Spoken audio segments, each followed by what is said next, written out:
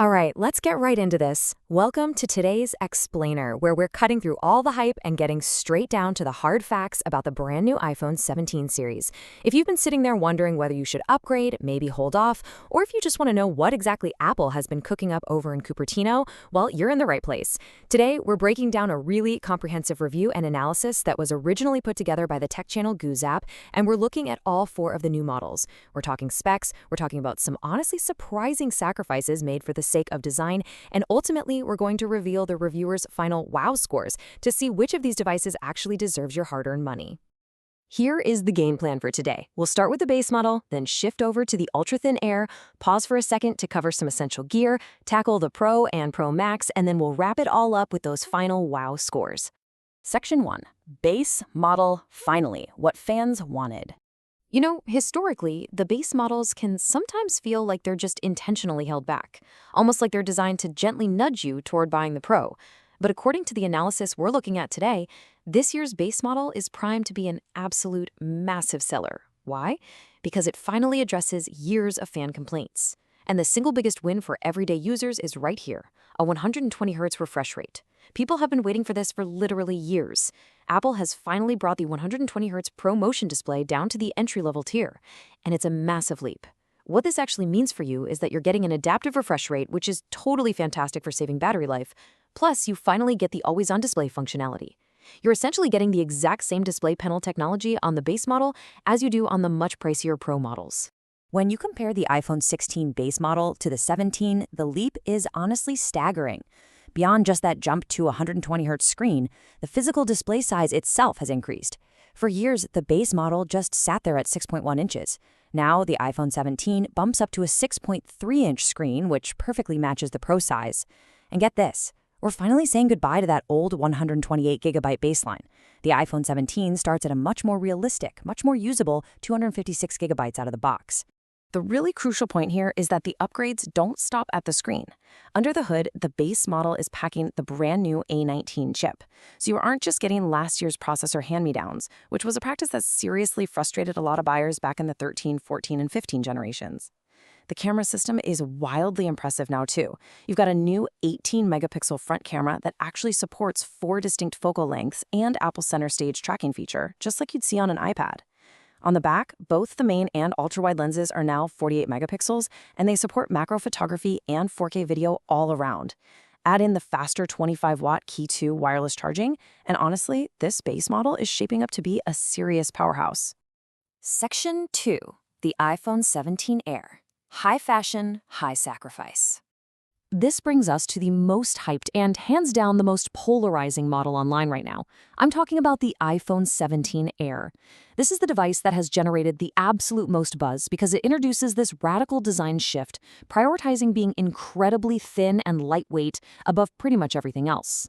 But that brings us to a really critical question. Is achieving iPad-level thinness on a smartphone you use every single day actually worth it?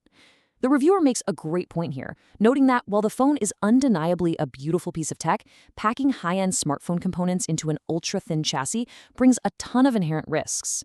We're talking about potential issues with heat dissipation, physical durability, and just how much battery capacity you can realistically squeeze into a space that tight. But what's really fascinating is the tech they actually managed to hide inside this impossibly thin frame. It's surprisingly beastly. It features a 6.5-inch 120Hz display. But the real shocker is the processor. A lot of the early rumors suggested it might just use the standard A19, but it actually packs the top-tier A19 Pro chip. On top of that, it debuts Apple's exclusive new N1 networking chip, which brings Wi-Fi 7 and Bluetooth 6.0, all paired with a brand new C1X 5G modem that's reported to be twice as fast and 30% more power efficient than the previous generation. Okay, but here's where reality sets in. To get that high-fashion thinness, some major compromises had to be made. First off, you're only getting a single 48-megapixel rear camera. Now sure, it can crop in on the sensor to give you a few different focal lengths, but at the end of the day, it's still just one physical lens. And it gets crazier. When the reviewer dug into the official spec sheet comparisons, they noticed a really glaring omission. The iPhone 17 Air spec sheet mysteriously lacks any mention whatsoever of a bottom speaker, heavily implying this thing only has a single speaker setup. When you add in the looming uncertainties around battery life and how hot it might get under heavy loads, the Air really starts to look like a very niche luxury item rather than a practical daily driver. Section 3. Essential survival gear. Prepare your chargers. Look, buying a shiny new iPhone 17 means you're opening a box that, famously, does not include a charging adapter. If you're upgrading, you need to be prepared. The source material for our explainer highlighted their sponsor, ChugTech, as a really practical solution for new buyers over in Thailand who are looking for Apple standard gear but without paying the Apple standard premium. They pointed out the MFI-certified A18T 30-watt fast charger, which hits a 50% battery charge in just 30 minutes, and it's priced super reasonably at 299 Thai baht. If you're a power user, they have a 65-watt option that handles 3 devices at once for 799 baht. Throw in one of their durable braided cables and a massive 20,000 milliamp hour power bank that can charge 4 devices simultaneously, and you are fully geared up to actually keep that new iPhone running. Section 4. Pro and Pro Max, the ultimate powerhouses. All right, pivoting over to the real heavy hitters of the Apple lineup, we have the 17 Pro and the massive 17 Pro Max.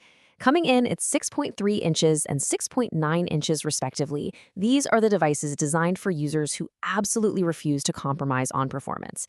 And here is what might actually be the most important under-the-radar upgrade for the entire Pro series. Think back to Apple's recent cooling evolution. The iPhone 15 Pro was notorious for some pretty severe overheating issues. The 16 Pro managed it a bit better, but the 17 Pro series seemingly perfects it. By integrating a significantly larger, much more advanced vapor chamber, the reviewer notes that the 17 Pro and Pro Max finally seem to solve those historical overheating problems entirely. That means no more burning hands during heavy outdoor gaming or intense 4K video shoots. And beyond just the cooling, the hardware features on these Pros are staggering. The display brightness now peaks at a blinding 3,000 nits. The camera system features 3 distinct 48-megapixel lenses. That's the main, the ultra-wide, and the telephoto, introducing a brand new 8x fusion zoom, making this the furthest zooming iPhone they've ever made. Interestingly, though, Apple is actually ditching the highly advertised titanium frame we saw over the past 2 years, and they're switching back to a specially engineered, durable aluminum body. Oh, and just for a bit of fun, there's a highly anticipated, vibrant new color option that the reviewer lovingly dubbed Thai tea. However, before you go rushing off to pre-order, the reviewer offered some very blunt, real-world advice regarding storage. Using a 128GB iPhone in 2025 will definitely not make you happy. Now, while it is absolutely fantastic that the Pro models finally start at 256 gigs now, the reviewer insists that if you're buying a Pro to actually do Pro things, like shooting massive heavy video files or downloading huge games, you really need to invest that extra money into the 512GB model to fully unlock the experience. Otherwise, you're just going to be dealing with constant storage anxiety, and nobody wants that. Section 5. Final Wow Scores. Okay, taking everything we've just covered, the upgraded screens, the amazing new cameras, the honestly baffling design choices of the Air, and the raw, unbridled power of the Pros, let's synthesize all of this into the final verdict. The reviewer gave the iPhone 17 Pro Max a flawless 10 out of 10, calling it the ultimate, compromise-free, long-term investment. The 17 Pro follows really closely at a 9.5, acting as the perfect compact powerhouse. The base model iPhone 17 earns a very solid 8.5, and it was heavily praised for finally giving standard users that 120Hz screen and 256 gigs of base storage. But then, look at the Air. It plummets to a 6.5. Despite its gorgeous design and those blazing fast chips, the harsh daily use compromises, like that single camera, the battery concerns, and the missing speakers, just make it a really tough sell for the average user. And that brings us to the end of our explainer, leaving you with one final thought to ponder. Based on all the specs, the new upgrades, and these reviewer scores, which model are you grading the highest for your own lifestyle? Are you the type of person willing to sacrifice some functionality for the ultra-sleek fashion of the Air? Or does the incredible bang-for-your-buck value of the base model win you over?